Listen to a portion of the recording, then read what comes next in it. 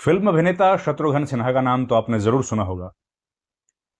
कई बरस फिल्मों में बेहतरीन अभिनय की वजह से उनको जाना जाता रहा। बिहारी बाबू के नाम से वो बड़े पॉपुलर रहे, प्रसिद्ध रहे।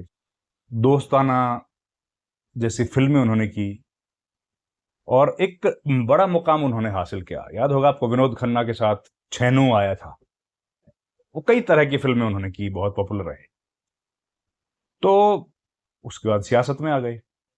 सियासत में आने के बाद बीजेपी ज्वाइन की, मंत्री रहे वाजपेयी सरकार में, और 2014 के बाद से बीजेपी से किनारा कर लिया, क्योंकि उनका कहना था कि प्रधानमंत्री जो बने हैं मोदी, वो बहुत जूनियर हैं, अमित शाह उनसे बहुत जूनियर हैं, लेकिन उनके साथ बनती नहीं। एनीवेज, आज जो खबर है वो है, जब वो बीजेपी से किनारा करने के बाद लंबा संघर्ष कर रहे थे, तो तब उन्होंने कहा कि भाई अब हमारे लिए कोई जगह नहीं है, तो क्या करें। तो तब एक हाथ आया उनको मदद करने के लिए। वो हाथ था ममता बनर्जी का। और ये बात शत्रुघ्न सिन्हा ने आज कही। उन्होंने आज कहा कि ममता बनर्जी ने मेरी मदद की, उस वक्त मेरी मदद की जब मेरी मदद करने वाला कोई नहीं था। मेरा बुरा वक्त था और मैं अकेला पड़ चुका था, राजनीति से बाहर हो गया था, बेदखल कर दिया गया था मुझे, पटना साहब की सीट से मुझे हरा दिया गया था। और तब मुझे खुद आगे से फोन करके ममता बनर्जी ने बुलाया, बात की, और आसनसोल की लोकसभा सीट से मुझे चुनाव लड़ाया। उपचुनाव था, बुरा वक्त था वो मेरा। मेरे बुरे वक्त में ममता बनर्जी ने मदद करी। अब आज आज जब वो चुनाव हार गई हैं, उनका बुरा वक्त है, तो मैं उनका साथ भला कैसे छोड़ सकता हूं। मैं ममता बनर्जी का साथ भला कैसे छोड़ सकता हूं। और ये बात कही उन्होंने, और इस बात को कहने से देखिए बीजेपी के लिए बड़ा झटका है ये, क्योंकि आज जब हम लोग देख रहे हैं कि तृणमूल कांग्रेस में लगातार हो हल्ला मचा है, एक के बाद एक सांसद विधायक लगातार पार्टियां छोड़ रहे हैं। 60 विधायकों ने पार्टी छोड़ के अलग गुट बना लिया, और लोकसभा के भी खबरें आ रही हैं कि कोई 20, कोई 19 कह रहा है। इतने सारे सांसदों ने अपने आप को ममता बनर्जी से अलग कर लिया है। फिर खबरें आ रही हैं कि भाई राज्यसभा में भी कम से कम 3 लोगों ने तो इस्तीफा दे दिया। सुखेंदु शेखर रॉय ने दे दिया, प्रकाश चिक ने दे दिया, और एक सुष्मिता देव ने दे दिया। इन 3 लोगों ने इस्तीफा दे दिया। राज्यसभा में ये हुआ, लोकसभा में कपाशोपेश चल रही है।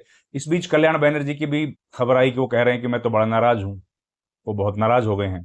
किससे नाराज हो गए हैं? वो नाराज हो गए हैं अभिषेक बनर्जी से। तो ये सारा घटनाक्रम आज हुआ। इसमें खबर ये आई कि एक व्यक्ति कीर्ति आजाद, और एक व्यक्ति, दूसरा व्यक्ति कौन?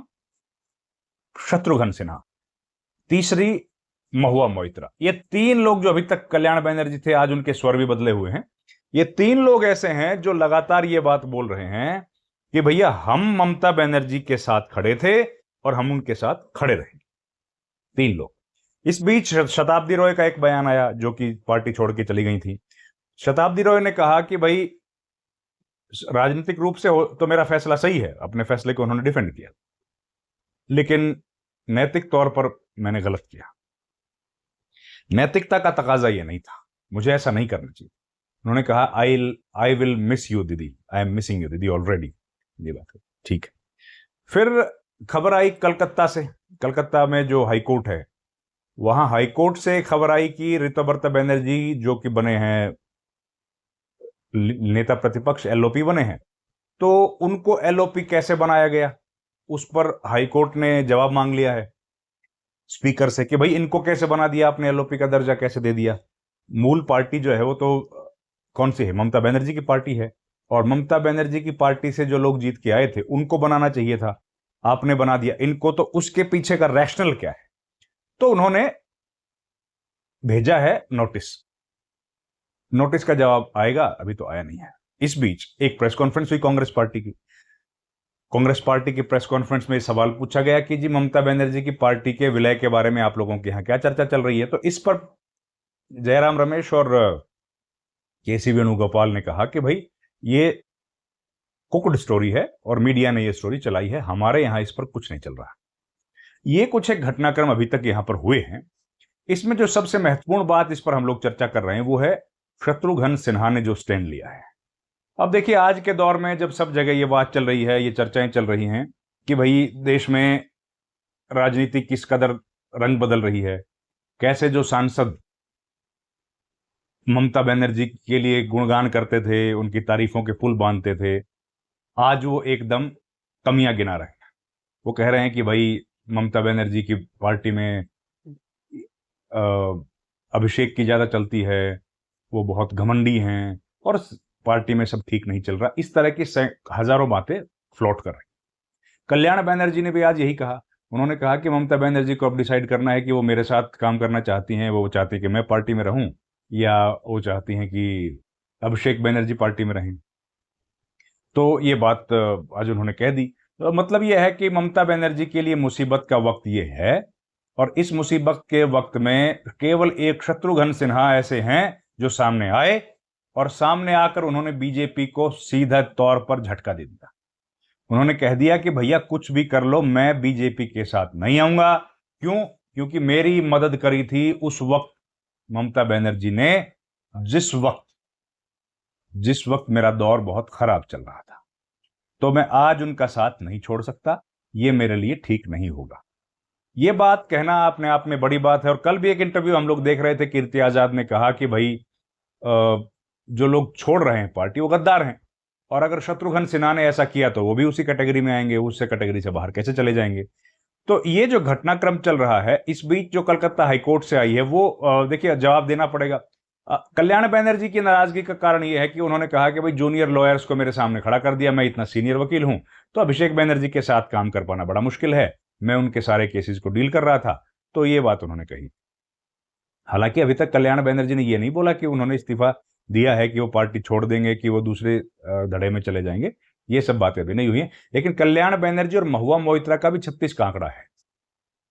वो दोनों भी यही बात कह रहे हैं कि भाई आपस में इन दोनों की बनती नहीं है। हाँ, प्रोफेसर सौगत रॉय का नाम मैं लेना भूल गया। प्रोफेसर सौगत रॉय ने कहा कि पार्टी में सब ठीक नहीं चल रहा है, लेकिन मैं ममता बनर्जी के साथ खड़ा, वो मेरी नेता है, मैं उनके साथ खड़ा, ये बात उन्होंने बोली।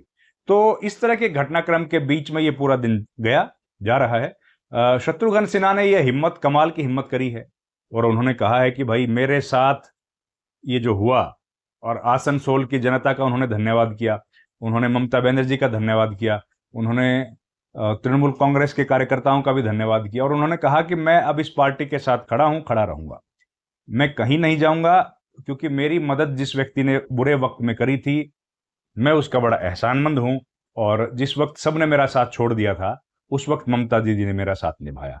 तो ये बड़ी बात कही है उन्होंने। और देखिए, इसका आज की राजनीति में, आज के दौर की राजनीति में जब कोई नैतिकता की बात करता है तो हैरानी तो होती है, कि कोई किसी नेता के एहसान को मानता है तो हैरानी की बात तो होती है। और सायोनी घोष के बारे में भी खबर आई है कि वो देखी गई हैं। सायोनी घोष को देखा गया कि वो चेहरा नकाब ढक के, या चेहरे को ढक के, और एक कैप लगा के कलकत्ता एयरपोर्ट से बाहर निकल रही थी। तो उनके बारे में भी चर्चाएं चल रही हैं कि वो भी भूपेंद्र यादव से मिली हैं, और उन्होंने भी अपना समर्थन बागियों को दे दिया है, दस्तखत कर दिए हैं। तो वो संख्या 19 बताई जा रही है, जिसमें हालांकि शत्रुघ्न सिन्हा का नाम था, लेकिन शत्रुघ्न सिन्हा ने कोई दस्तखत किए नहीं अभी तक। तो उन्होंने मना कर दिया कि मेरा तो इसमें कोई लेना देना है नहीं, ये अफवाहें हैं। तो ये इस तरह की खबरें, इस तरह की घटनाक्रम लगातार जारी है। अब इनका क्या होगा, ये घटनाक्रम कहां तक जाएगा, ममता बनर्जी की पार्टी का क्या विलय होगा। देखिए, जब विलय की जो चर्चाएं हैं, हालांकि कांग्रेस पार्टी ने उसको मना कर दिया, लेकिन वो बात मना करने वाली है नहीं। अभी तक जिस तरह की चर्चाएं चल रही हैं वो गलत हों ऐसा लगता नहीं है, क्योंकि अगर विलय नहीं होगा तो ममता बनर्जी की पार्टी टूट जाएगी। जैसे हमने पहले भी जिक्र किया था कि भाई 28 सांसद हैं, कांग्रेस के साथ जुड़ जाएंगे तो 127 हो जाएंगे कांग्रेस के, अगर 99 है तो तोड़ पाना बड़ा मुश्किल होगा। और उसके अलावा तोड़ पाना आसान है, तो वो तोड़ कहीं तोड़ ना दें, तो टूटने की संभावनाएं बढ़ती जा रही हैं। आपको पता ही है, एक के बाद एक खबरें आ रही हैं कि उसने भी इस्तीफा दिया, उसने भी अलग हुआ, सुष्मिता देव के बाद भी एक और इस्तीफा, 3 लोगों ने इस्तीफा राज्यसभा से दे दी, लोकसभा से घटनाक्रम चल ही रहा है। तो देखते हैं क्या अपडेट इस पर आएगा, हम लोग लेकर आपके सामने हाजिर होंगे इस वीडियो में। इतना ही दोस्तों, आपसे तो बस एक ही गुजारिश है कि हमारे चैनल को प्लीज लाइक करें, शेयर करें, सब्सक्राइब करें, और संभव हो तो ज्वाइन भी कर लीजिए।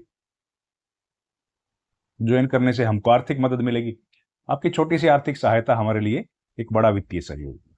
आपका बहुत बहुत धन्यवाद दोस्तों। Thank you very much. नमस्कार।